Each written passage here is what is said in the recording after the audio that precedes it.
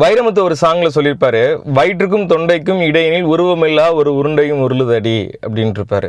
அது என்னென்னா பார்த்தீங்கன்னா, நீங்கள் மைக்கை பிடிச்ச ஸ்டேஜில் பேச போகும்போது வைத்த ஒரு பட்டாம்பூச்சி பறக்கிற மாதிரி ஒரு ஃபீல் ஏற்படுதா? கிட்டத்தட்ட அவர் வந்து லவ்வுக்கு சொல்லியிருப்பார். இது ஸ்டேஜ் ஃபியர் வரும்போதும் கிட்டத்தட்ட அதே மாதிரி ஒரு ஃபீல் வந்து மைக்கை பிடிச்சி பேசும்போது மக்களுக்கு வர்றது சகஜம்தான். இதுக்கு இன்னொரு எக்ஸாம்பிள் பார்த்தீங்கன்னா, கோபிநாத்தே சொல்லியிருப்பார், ஹாய் ஹலோ எவ்ரி ஒன்னு ஸ்டார்ட் பண்ணுற வரைக்கும் எனக்குமே வந்து ஒரு லைட்டாக ஒரு படப்படப்பு வயிற்றில் அந்த ஒரு ஃபீல் இருக்க தான் செய்யும் அப்படிங்கிறத வந்து அவரே ஒத்துக்கிட்டு இருப்பார். ஸோ கோபிநாத்துக்கே இன்னும் அந்த ஸ்டார்ட் பண்ணும்போது அந்த ஒரு ஃபியர் இருக்குது அப்படிங்கும்போது புதுசாக பேசுகிற ஸ்பீக்கர்ஸுக்கு இருக்கிறதுல எந்த ஒரு ஆச்சரியமுமே கிடையாது.